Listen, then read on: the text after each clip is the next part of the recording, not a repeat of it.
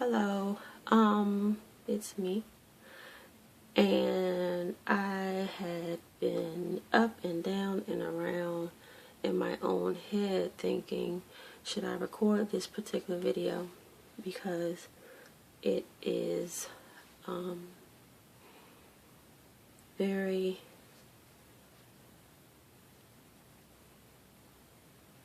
it's hard to do. But I figure if I wrote about it, and as time go on, I want just to get certain things out the way, because if I say this now, then I don't have to say it later or bring it up later or discuss it later. So I am an artist, and I am a photographer, and I write, and my world consists of trying to knock down a door, a window, to show the world how I see it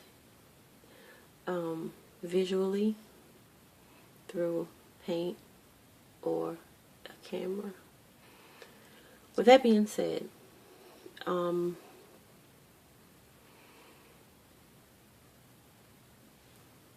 I feel that there are many women and men out there that has gone through a similar or not exact situation that I'm about to discuss. So I thought that since I wrote about it, that it shouldn't be, so bad to get it out, because I need to. Some time ago, in my adult life, not too long ago, but not too recent, I was in a situation that I had only seen on television. I had known people who have been through a situation like mine within my family, and I had friends who had similar situations.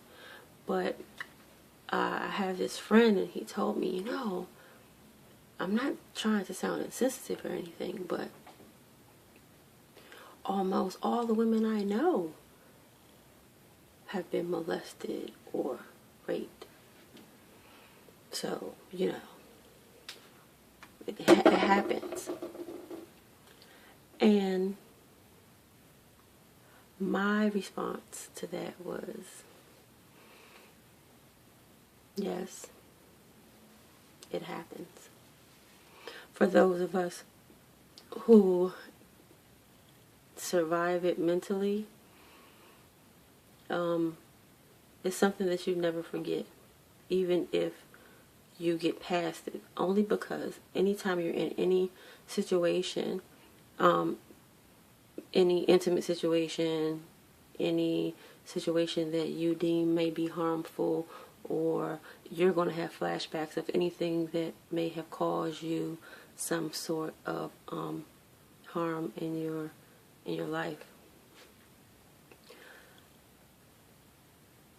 In saying that, as you can see, I'm like slow rolling, but I'm getting there. One day I had a knock at the door of my apartment, and open the door, my kids come out, my boyfriend, kid's dad at the time, come out, and hey, what's up? It's my brother at the door, and my brother from my father's side, I should say. I hadn't seen him in a while. I'll make this note that though we did not grow up together, and I met him way late in life, like I, was introduced really to my father way late in life. So the bond that I felt that we had established was really good,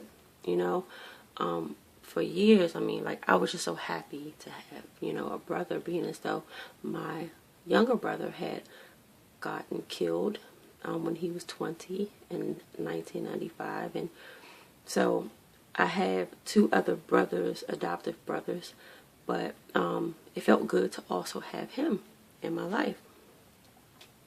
So one day he knocked on the door. He asked me to braid his hair. Sure, just come over to my house and braid my hair. I said, okay, cool. He lived with his mom. And so he picked me up, we went to the store, and he stopped by the liquor store.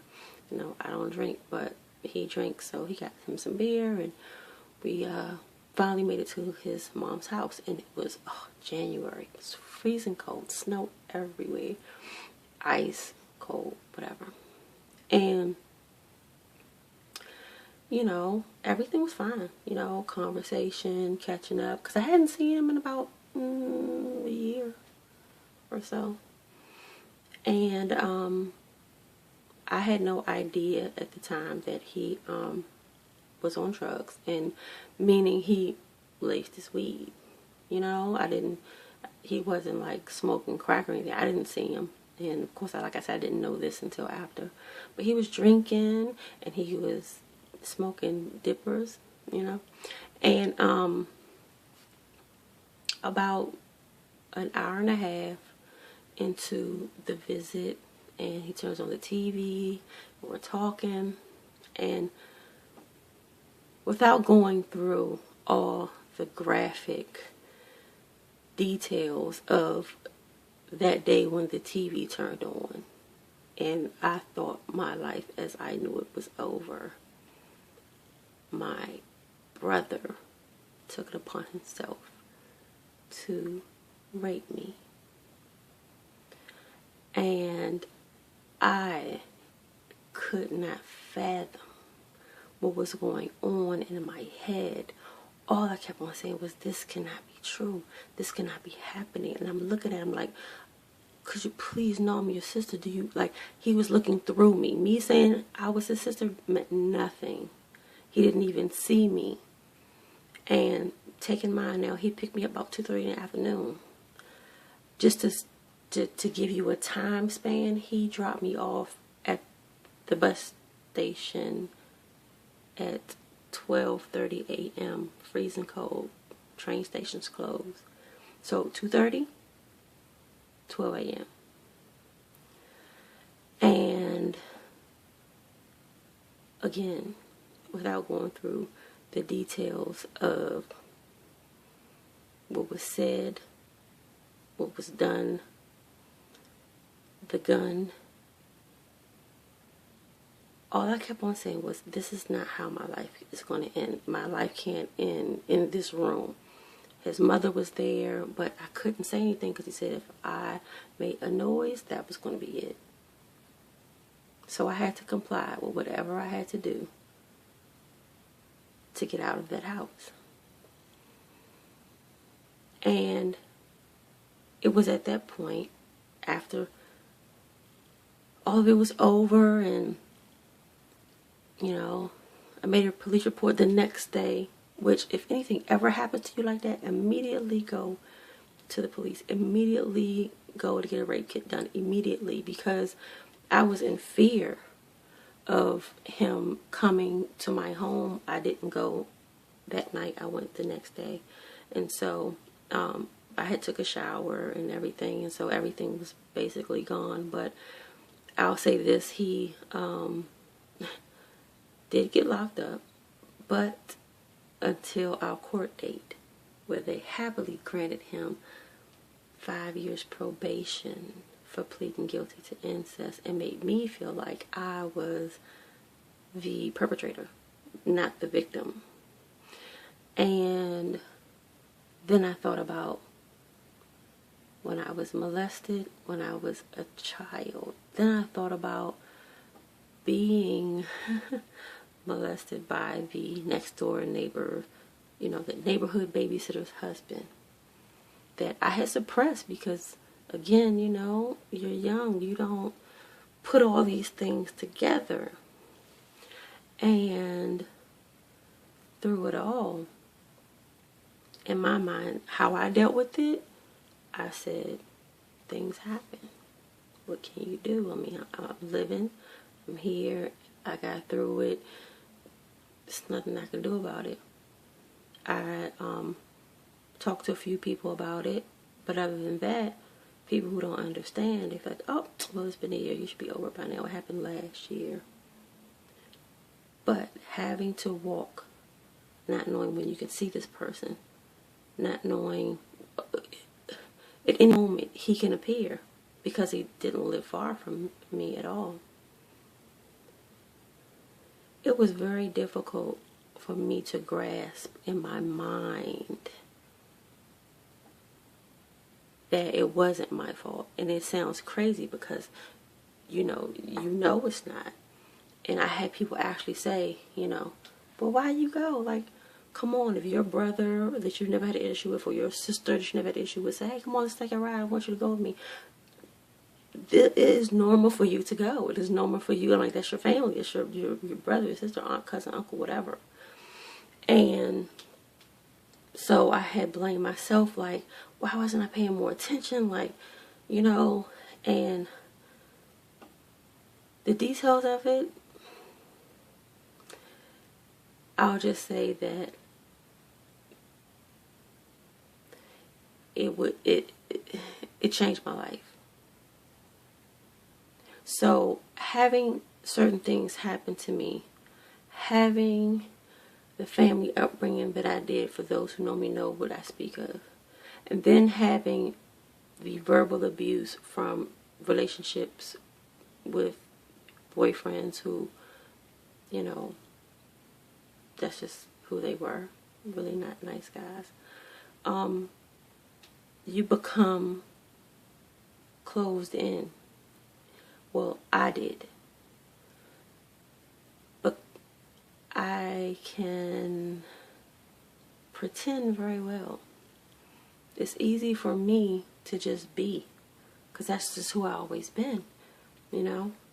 I'm the one that remembers everything. I'm the one that, you know, makes sure my friends are okay. I'm the one that says, no, it's fine, don't worry about it. You know, that's who I am. I'm the push it up under the rug person, you know.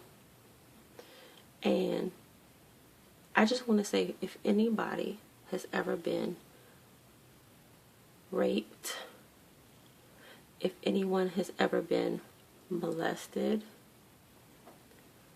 I want you to know that not only was it not your fault, but do not let them have control over your emotions.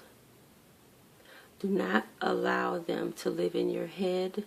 Do not allow them to hold you captive, you know, because it's really easy to turn into so many other things, and people don't know what your story is. They don't know what you've been through, and you know, they come in contact with you, and you know, there's people with funky personalities and people with great personalities, and it's, you know, you have relationships that will try you, and because they don't know, you haven't shared your story with them, they're not sympathetic to your issues personally. I just want you to know that just have one person you can talk to, get it all out.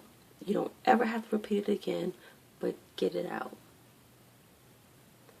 Tell somebody, a friend, your mother, your dad. Well, that may be a little uncomfortable depending on how close you and your dad are, but I looked in the mirror and I kept repeating to myself, because I had sex with my brother. oh my God, people are going to know this. People are going to see this. They're going to like look at me crazy. Like they're going to be in disgust of me.